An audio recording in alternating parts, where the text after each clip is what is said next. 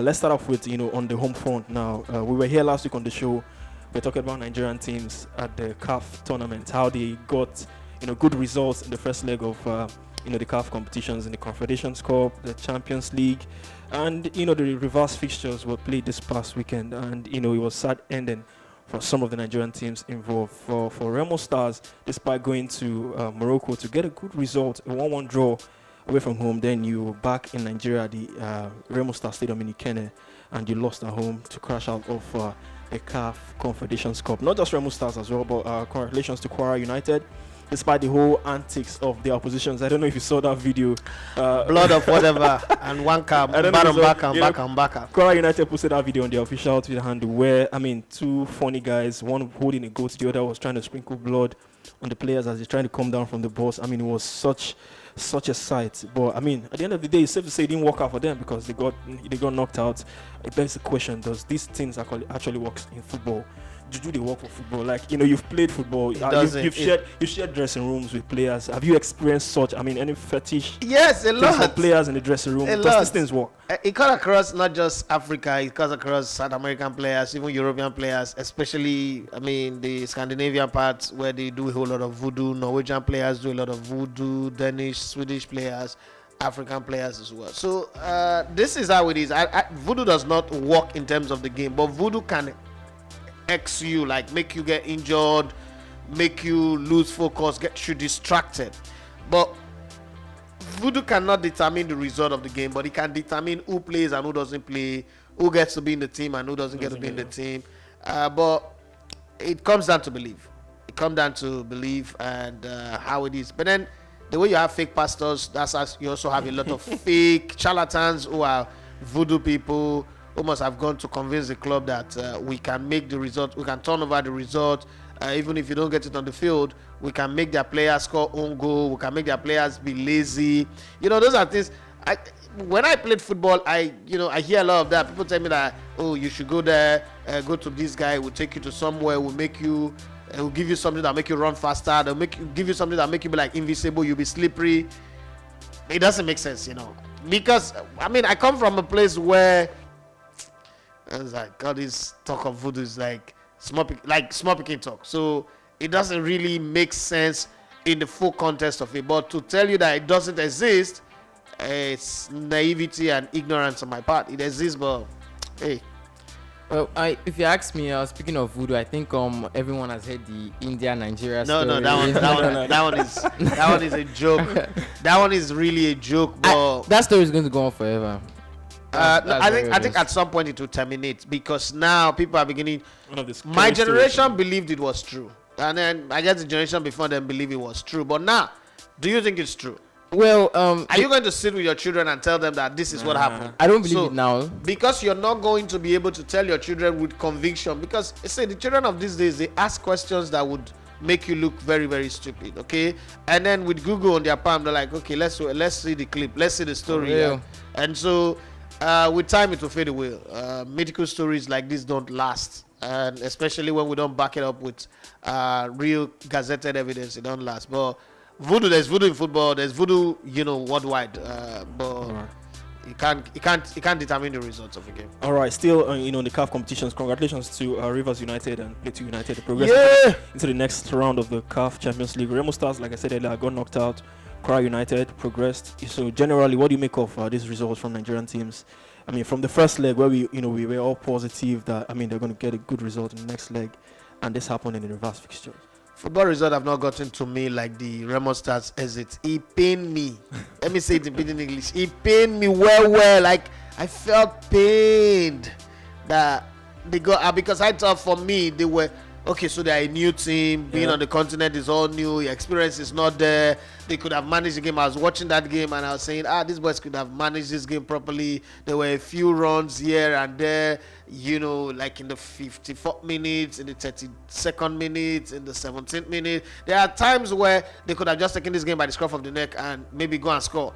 But I get it. They were overwhelmed by the occasion. And another thing with having a good pitch, we saw with the Emirates Stadium when Arsenal moved. Having a good pitch provides an advantage. Just the kind of advantage you have is also the advantage that the opposition have. But I think that they went to the Lions' den to go and get a draw, even with the massive crowd and every noise that is going on there. They were able to get a draw. I thought they should have seen this game out, but unfortunately, it turned out to be a learning curve for them. They would go again and try to pursue it. I think the hunger of, we missed out on this, and then let's also give it back to our chairman and the people investing in this club that have given us all of this, maybe would drive them on now. So I look at the glass as half full instead of half empty, because for Remo Stars, this experience might just spur them on. I mean, their players are the youngest players in the Nigerian league, so there is nothing that experience will not give you as you go. For Kwara United, I'm very happy with them. They got the job done in the first leg, 3-0, proper homework done. So whether blood of ram or blood of goat or blood of whatever, but definitely not blood of Jesus, it didn't stop the players from getting the draw that they needed to get and move on to the next stage. It does look like the draw works well for them. They just might be their next opponent and get into the group stage. For Rivers United is not a team that I want to write down, but they don't seem to travel very well on the road on the continent. So if they go out there and I'm not sure they are going to beat their opponent 3-0 like they did against the Liberian team. So that might just be difficult for them. The same way for Plateau United too. I think it's going to be a difficult task. Plateau United is not a high scoring side, and to beat these North African teams, you need to score loads of goals, because there's going to be the politics of it, the stress, the trickery, all of those things. They can frustrate you from when you arrive to when you terminate. So it's going to be crazy. Rivers United, what I think they should do, they should play the decoy game in this game. When they go for the away game, I think they have the money. Go prepare for a different hotel. But the funny thing is, North Africans, any hotel they book, they would report to the clubs. They will report to the government, the sports, and then they would disturb them. You will hear car horn around the hotel. There's going to be some things that will just discomfort you. So they should prepare their mind for all of those, shenanigans that comes within the space. But I'm happy for their progress. I was expecting, after the first leg, I was expecting all four to go through. My favorite pick of the team is obviously Rivers United, as you know, but then Remo Stars, I fell in love with all the organization. Remo Stars is a dream that you have, like, okay, this is how every other team should be like. And I must also give credit to Kwara United for the way and manner they put out the video clips.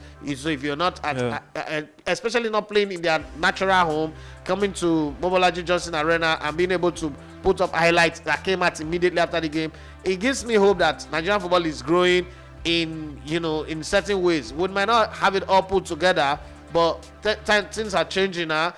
When they came back, we saw the live stream of the Remo game. I think the Kwara game away from home. The numbers were pretty high. And the numbers were high. 19,000 plus was the peak. 19,700 was the peak. So it supports my argument that digital is the next best thing that can happen to our sports. Yeah. If you have 19,000 people watching on the stream and not even the most professional cameras, it tells you that if you continue in this life, you can go from just that to pay-per-view, and people will pay to watch. Imagine if it was Enyimba. Man, this is a very small team having 19,000. So imagine if Enyimba was playing on the continent and pushing, and then they put it on pay-per-view. Obviously, even if you say $5 to watch, or $1 or $2, you would make income. That's how I calculate this thing. If it's not making money, it's not making sense. It's not just to stream free, but you can do now. You can go on and say, okay, let's do for free for some time, and it also gives you the mindset that, okay, if we set up properly, we can even live stream our training and people would watch. You understand? Those are some of the things they must think. Okay, if all the live streaming is just towards just growing their numbers on YouTube and then eventually begin to earn income, it's going to work for them. You know what it means to have 19,000 people viewing you? That's incredible. So let's cut it down that if you're doing training, you have only 5,000. If 5,000 people are viewing your live stream on maybe 3 times a week, do you know what that is? That's incredible numbers that can turn out to be something. So you say the league is officially owned by the LMC, so you can't live stream that one, but you can live stream your training. You can do a whole lot of things. This just opened a new vista for me in my head. Like, okay, the things that I've been thinking since, they are very, very possible. Let nobody come and deceive you. I look forward to the next round of matches in October. All right, talking about the next round of matches, the first leg date and time has been confirmed. For Plateau United, they host Esperance of Tunisia on Saturday, 8th of October at a 2 p.m. kickoff at the MKO Abiola Stadium in Abuja. For Rivers United, they welcome, tough one for them. They welcome Wydad Athletic Club, the Moroccan team. Same Saturday, 8th of October at the Adokiye Amesiamaka Stadium in Rivers State. And for Kwara United, they welcome another Moroccan team, RSB Berkane, at the Mobolaji Johnson Arena in Lagos on the same October 8th on Saturday. So tough one for Nigerian teams in the next round. Hopefully they get to scale through into the next stage of the competition. You are listening to Elegbete TV Radio.